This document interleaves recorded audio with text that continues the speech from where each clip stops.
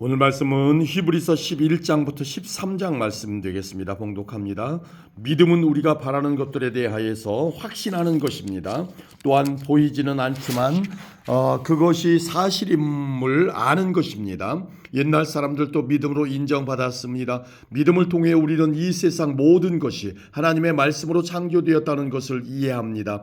이것은 우리가 보고 있는 것들이 보이지 않는 어떤 것으로 만들어졌다는 것을 말합니다. 아벨은 믿음으로 가인보다 하나님께 더 나은 제사를 드렸습니다. 하나님께서는 아벨이 드린 제사를 기뻐 받으시고 그를 의인이라 부르셨습니다. 아벨은 죽었지만 여전히 그의 믿음을 통해 우리에게 말하고 있습니다. 믿음으로 에녹은 죽지 않고 하늘에 옮겨져서 아무도 그를 볼 수 없게 되었습니다. 하나님께서 그를 하늘로 데리고 올라가신 것입니다. 성경은 그가 이 땅에 사는 동안 진실로 하나님을 기쁘시게 하는 자였다고 증언합니다.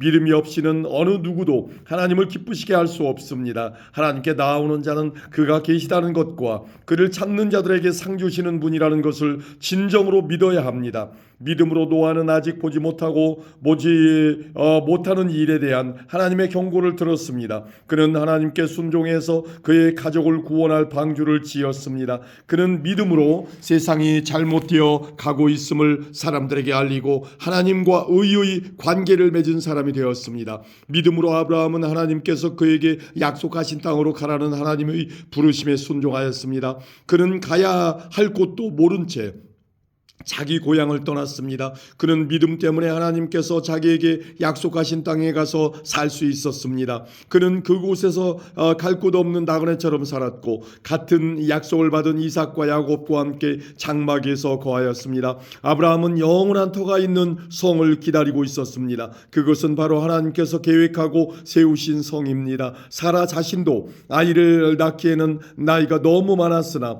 믿음으로 후손을 얻을 힘을 얻었습니다. 그것은 그녀가 약속해 주신 하나님을 신실한 분으로 믿었기 때문입니다. 나이가 많아 거의 죽은 사람과 다름없던 한 사람으로부터 하늘의 별과 바닷가의 모래알같이 셀 수 없을 정도로 많은 후손이 나왔습니다. 이 사람들은 모두 믿음을 따라 살다가 죽었습니다. 그들은 하나님께서 그의 백성에게 약속하신 것을 받지는 못했으나 앞으로 올 것들을 멀리서 보고 기뻐하였습니다. 그들은 스스로 자신들이 이 땅에서 나그네일 뿐이라고 고백하였습니다. 이것은 그들이 진짜 고향을 찾고 있다는 것을 나타냅니다. 만일 그들이 떠나온 고향을 생각한다면 다시 되돌아갈 수도 있었을 것입니다. 그러나 그들은 더 나은 고향을 기다리고 있었는데 그것은 바로 하늘에 있는 고향이었습니다. 그래서 하나님께서는 저들의 하나님이라고 불리는 것을 부끄러워하지 않으시고 그들을 위해 한 성을 예비해 주셨습니다. 아브라함은 하나님께 시험을 받았을 때 믿음으로 이삭을 제물로 바쳤습니다.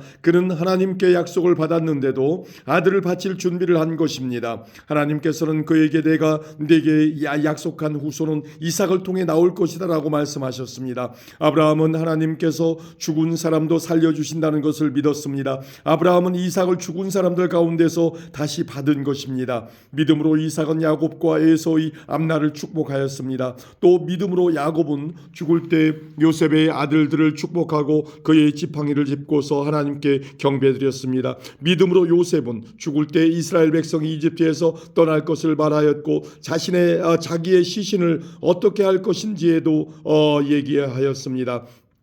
믿음으로 모세의 부모는 그가 태어났을 때 평범한 아이가 아니라는 것을 알고 석 달 동안 그를 숨기며 키웠습니다. 그들은 왕의 명령을 거역하는 것도 두려워하지 않았습니다. 믿음으로 모세는 성장한 뒤 파라오 딸의 아들이라 불리는 것을 거절하였습니다. 그는 잠시 동안 죄의 즐거움을 누리기보다는 하나님의 백성들과 함께 고난받는 것을 택하였습니다. 그는 이집트의 온갖 보물을 가지고 있는 것보다 그리스도를 위해 고난받는 것이 더 낫다고 생각한 것입니다. 그는 오직 하나님이 주실 상만을 바라보았습니다. 믿음으로 모세는 이집트를 떠났으며 왕의 분노를 두려워하지 않았습니다. 모세는 보이지 않는 하나님을 마치 보이는 듯이 바라보며 꿋꿋이 참았습니다. 믿음으로 모세는 유월절을 준비하고 문마다 피를 발랐습니다. 이 피는 죽음의 천사가 이스라엘 백성의 맏아들을 죽이지 않도록 하기 위해 바른 것입니다. 믿음으로 그들은 마른 땅을 건너는 것처럼 홍해를 지나갔습니다.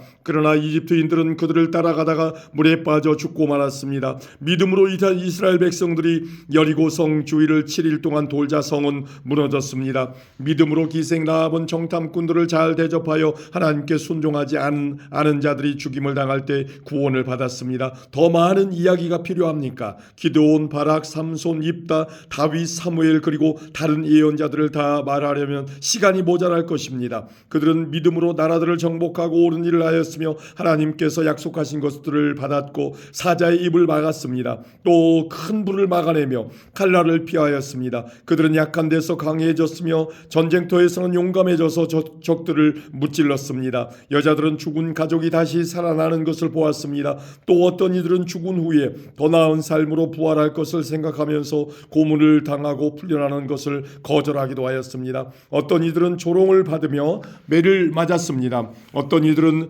묶인 채로 감옥에 끌려갔습니다. 그들은 돌에 맞아 죽었고 몸이 반으로 잘리기도 하였으며 칼에 찔려 죽기도 하였습니다. 양과 염소 가죽을 두르고 가난과 고난과 학대를 견뎌야 했습니다. 그들에게 세상은 아무런 가치가 없었습니다. 그들은 광야와 산과 동굴과 땅굴에서 살았습니다. 이 사람들은 모두 믿음으로 이름이 알려진 자들입니다. 그러나 그들 중 어느 누구도 하나님께서 약속하신 것을 받지는 못하였습니다. 그것은 하나님께서 우리에게 더 좋은 것을 예비하시고 그들이 우리와 함께 완전해지도록 하셨기 때문입니다. 아멘. 12장입니다. 우리에게는 이렇게 많은 믿음의 증인들이 있습니다. 그들의 삶은 우리에게 믿음이 무엇인지 말해주고 있습니다. 그러므로 포기하지 말고 우리 앞에 있는 경주를 열심히 합시다. 우리의 삶 속에서 방해가 되는 것들은 다 없애버리고 우리를 쉽게 올가매는 죄를 벗어버립시다. 우리 믿음의 시작이며 또 믿음을 완전하게 하시는 주님만을 바라봅시다. 예수님께서는 십자가에서 돌아가실 때 아무것도 아닌 것처럼 모든 부끄러움을 참아내셨습니다. 예수님께서는 하나님께서 예비해 두신 기쁨을 기대하셨기 때문에 그렇게 하실 수 있었던 것입니다. 이제 그분은 하나님 보좌의 오른편에 앉아 계십니다. 예수님을 생각하십시오. 예수님께서는 죄인들이 그를 미워해서 악한 일을 할 때에도 묵묵히 참으셨습니다. 지칠 때라도 낙심하지 말고 예수님의 본을 따르기 바랍니다. 여러분은 죄에 맞서 싸우고 있지만 아직 죽을 정도까지 싸워보지는 않았습니다. 여러분은 하나님께서 그의 아들을 격려하듯이 말씀해 주신 것을 잊었습니까? 내 아들아, 주의 훈계를 가볍게 여기지 말고 주님께서 너를 꾸짖으실 때 낙심하지 마라. 주님께서는 사랑하는 자에게 벌을 주시고 그의 아들로 받아들인 자들을 채찍질하신다. 따라서 여러분이 받는 고난을 아버지의 훈계로 알고 견디십시오. 하나님께서는 아버지가 자기 아들에게 벌 주듯이 여러분을 대하시는 것입니다. 아들을 훈계하지 않는 아버지는 어디에도 없습니다. 아들이면 훈계를 받게 마련입니다. 만일 여러분에게 아무 훈계가 없다면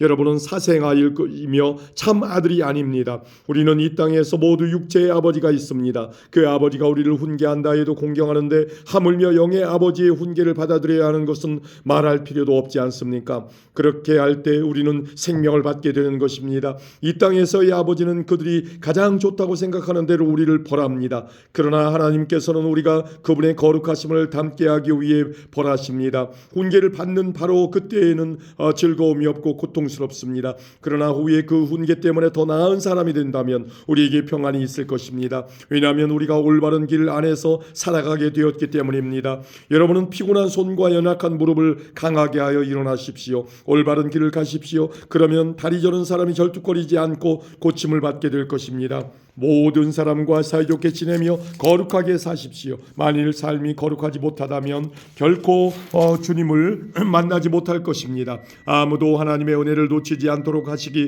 주의하시기 바랍니다. 여러분 가운데 쓴 뿌리와 같은 사람들이 생겨나지 못하게 하십시오.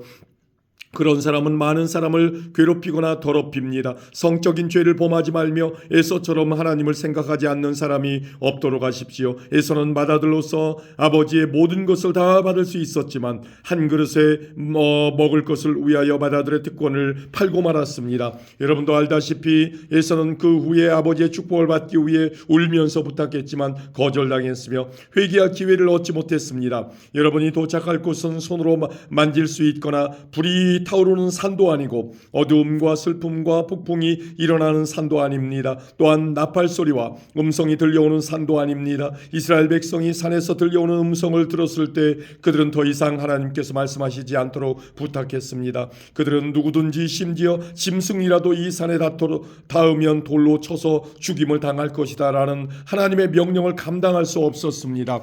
그 광경이 너무나 무서워 모세조차도 두렵고 떨린다고 말하였습니다. 그러나 여러분은 시온산에 이르렀으며 살아계신 하나님의 성 하늘의 예루살렘에 이르렀습니다. 이곳은 수많은 천사들이 기뻐하며 함께 모여있는 곳입니다. 또 하늘에 이름이 기록된 마다들의 모임이 열리는 곳이며 모든 사람의 심판자이신 하나님께서 계신 곳입니다. 그리고 완전하게 된 의인들의 영혼이 거하는 곳이기도 합니다. 여러분은 그의 백성들에게 하나님의 새 언약을 가져다 주신 예수님께서 계신 곳에 왔습니다. 여러분은 아벨의 피보다 더 나은 소식을 전해준 그리스도의 피에 가까이 나온 것입니다. 여러분은 하나님께서 말씀하실 때 거역하지 마십시오. 옛 선조들은 땅에서 모세를 통해 경고를 받고도 순종하지 않다가 벌을 받았습니다. 이제는 하나님께서 하늘로부터 우리에게 경고하시는데 우리가 그 말씀을 듣지 않는다면 어떻게 되겠습니까? 예전에는 그 소리가 땅을 흔들었지만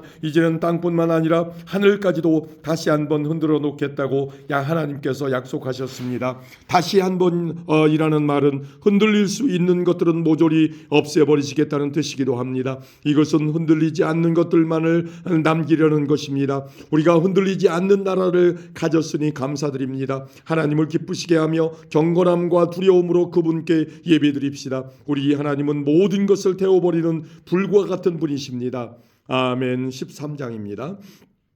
그리스도 안에서 한 형제로 서로 사랑하십시오. 나그네를 대접하는 일을 잊지 말기 바랍니다. 어떤 사람들은 나그네를 대접하다가 자기도 모르는 사이에 천사를 대접하였습니다. 옥에 갇힌 자들을 기억하십시오. 마치 여러분이 옥에 갇혀 있는 것처럼 저들을 생각하고 고통당하는 자들을 볼 때에는 여러분이 고통받는 것처럼 그들을 생각해 주기 바랍니다. 모두 결혼을 귀하게 여기십시오. 남편과 아내는 그들의 결혼을 깨끗이 유지해야 합니다. 하나님께서는 가늠하는 자들을 벌하실 것입니다. 돈이 여러분의 삶을 다스리지 않도록 하십시오. 가진 것에 만족하시기 바랍니다. 하나님께서는 내가 결코 너를 떠나지 않겠다, 내가 결코 너를 잊지 않겠다고 말씀하셨습니다. 그러므로 우리는 자신 있게 말할 수 있습니다. 주님은 나를 돕는 자시니 내가 두려워하지 않을 것입니다. 사람들이 내게 무슨 짓을 할 수 있겠습니까? 여러분에게 하나님의 말씀을 가르쳐준 지도자들을 기억하십시오. 그들이 어떻게 살고 어떻게 죽었는지를 생각하고 그들의 믿음을 본받으십시오. 예수 그리스도는 어제나 오늘이나 영원히 똑같으십니다. 여러 가지 이상한 가르침에 빠져서 잘못된 길로 들어서지 않도록 주의하십시오. 하나님의 은혜로 마음을 강하게 하십시오. 그러나 음식에 대한 규칙에는 얽매이지 마십시오. 그런 규정은 아무 도움이 되지 않습니다. 우리에게 제단이 있습니다. 그러나 성막에서 섬기는 제사장들이 제사 드린 것을 먹을 수는 없습니다. 대제사장은 죄를 없애기 위해 지성소 안으로 동물의 피를 가지고 들어가서 그것을 바칩니다. 그러나 그 동물의 시체는 성막 바깥에서 불사릅니다. 이와 같이 예수님도 성문 밖에서 고난을 당하셨습니다. 예수님께서는 자기 피로 그의 백성들을 거룩하게 하려고 죽으셨습니다. 그러므로 우리도 성문 밖에 계신 주님께 나아가서 그분이 당하신 수치를 함께 겪읍시다. 이 땅에는 영원한 성이 없으며 우리는 앞으로 다가올 성을 찾고 있습니다. 그러므로 예수님을 통하여 항상 하나님께 찬양의 제사를 드립시다. 이는 그분의 이름을 증언하는 우리 입술의 열매입니다. 다른 사람들에게 선을 베푸는 일을 잊지 마십시오. 여러분이 가진 것을 서로 나누시기 바랍니다. 이러한 행동은 하나님을 기쁘시게 하는 제사입니다. 여러분을 인도하는 지도자들에게 순종하고 그들의 권위를 존중하십시오. 그들은 여러분의 영혼을 책임진 자들이기에 여러분을 주위에서 살피고 있습니다. 그들이 이 일을 괴로워하지 않고 즐거운 마음으로 할 수 있도록 해주십시오. 그들의 일을 힘들게 하는 것은 여러분에게 아무 도움이 되지 않습니다. 우리를 위해 기도해 주십시오. 우리는 모든 일을 선하게 하려고 하므로 우리가 선한 양심을 갖고 있다는 것을 확신합니다. 하나님께서 빨리 저를 여러분에게 보내주시도록 기도해 주십시오. 평화의 하나님께서 양들의 큰 목자이신 우리 주 예수님을 죽음에서 살리셨습니다. 하나님께서는 예수님의 보혈로 자기 백성과 영원한 언약을 맺으셨습니다. 좋습니다. 바로 이 하나님께서 여러분에게 필요한 모든 좋은 것들을 내려주셔서 여러분이 하나님의 일을 잘할 수 있게